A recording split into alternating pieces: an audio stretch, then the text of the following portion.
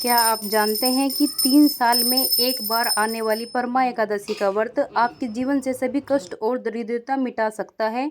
11 जून को है परमा एकादशी। तो परमा एकादशी अधिक मास में आती है जो बहुत ही फलदायी होती है। तो समय भी मैं इसी वीडियो में बताऊंगी, तो वीडियो के अंत तक जरूर बने रहना। तो 11 जून को पड़ने वाली एकादशी का नाम परमा एकादशी है।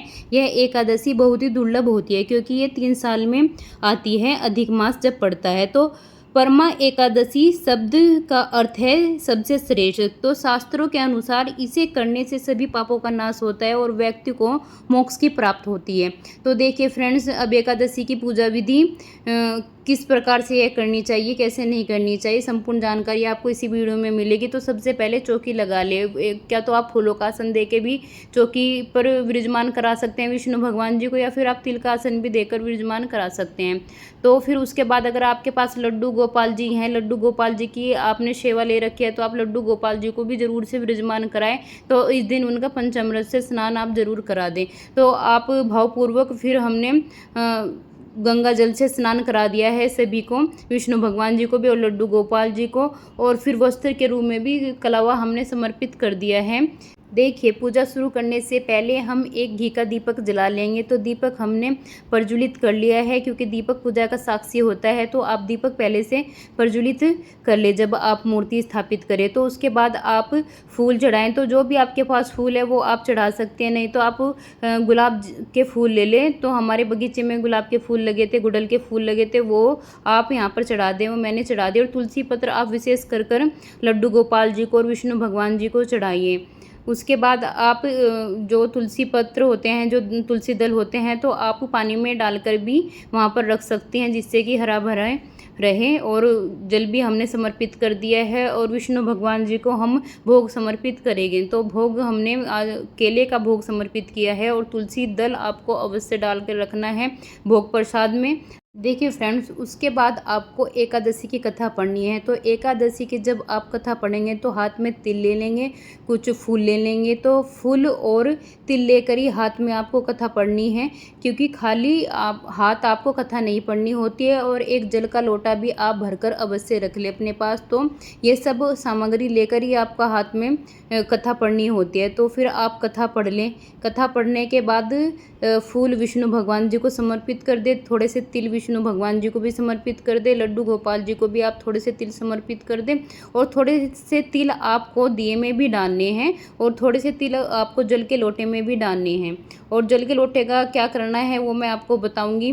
फिर उसके बाद आप पाठ भी कर सकती हैं, विष्णु चालीसा का पाठ कर सकती हैं, या फिर आप श्रीमद् भागवत गीता का कोई सा भी महात्म पढ़ सकती है, कोई सा भी उसका अध्याय पढ़ सकती हैं। लेकिन आपको कमलगट्टे की माला का 108 बार ओम नमो भगवते वासुदेवाय मंत्र का जाप करना है, या फिर आप तुलसी की माला का भी जाप कर सकती हैं सिर्फ इस मंत्र से, ओम नमो भगवते वासुदेवाय मंत्र से। तो ये आपको जाप करना होता है। तो इस दिन तो इन दोनों माला में से कोई सी भी माला का आप जाप कर सकती हैं।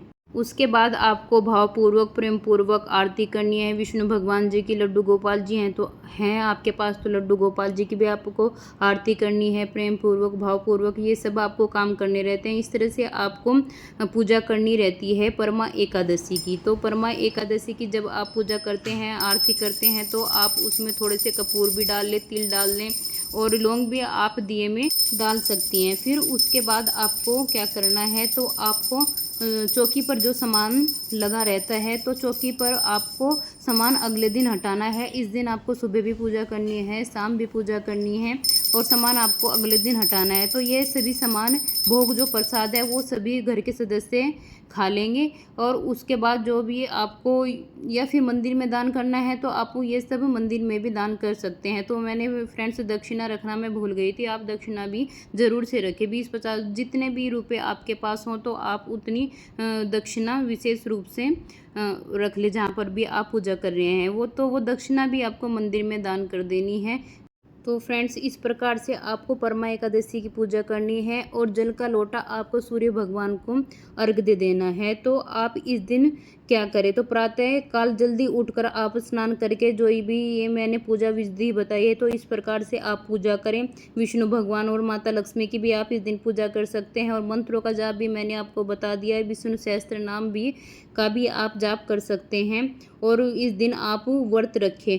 और अगर आप व्रत भी नहीं रखना चाहते हैं तो इस दिन आप पूजा पाठ तो अवश्य ही कर ले। तो क्या आपको इस दिन नहीं करना चाहिए, तो आपको इस दिन चावल और अनाज का सेवन बिल्कुल भी नहीं करना चाहिए। मांस, मछली, अंडा, शराब आदि का सेवन भी आपको नहीं करना चाहिए और क्रोध, झूठ, चुगली और विवाद से आपको इस दिन बचना चाहिए। और तामसिक भोजन भी जैसे कि लहसुन, प्याज आदि का सेवन भी आपको इस दिन नहीं करना चाहिए। देखिए फ्रेंड्स, अब जान लेते हैं व्रत का पारण आपको किस समय करना है और व्रत के पारण में आपको क्या करना चाहिए। तो एकादशी व्रत का पारण द्वादशी तिथि के निर्धारित समय पर ही किया जाता है। तो पारण के समय भगवान विष्णु का नाम का स्मरण करना चाहिए। आपको सात्विक भोजन ही आपको इस दिन ग्रहण करना चाहिए। मान्यता है कि परमा एकादशी का जो व्रत श्रद्धा और नियम पूर्वक करने से भगवान विष्णु की कृपा प्राप्त होती है तथा सुख, समृद्धि और पुण्य की प्राप्ति होती है। परमा एकादशी व्रत का पारण समय यानी कि किस दिन आपको यह व्रत खोलना है, तो 12 जून 2026 को यह व्रत आपको खोलना है और इसका शुभ समय रहेगा 5:23 से लेकर 8:10 तक। तो आपको फ्रेंड्स ये पारण समय, पूजा विधि क्या इस दिन आपको करना चाहिए, क्या नहीं करना चाहिए, संपूर्ण जानकारी मैंने आपको दे दी है। तो आपको यह एकादशी की पूजा कैसी लगी तो कमेंट करके ज़रूर बताना। राधे कृष्णा, राधे कृष्णा।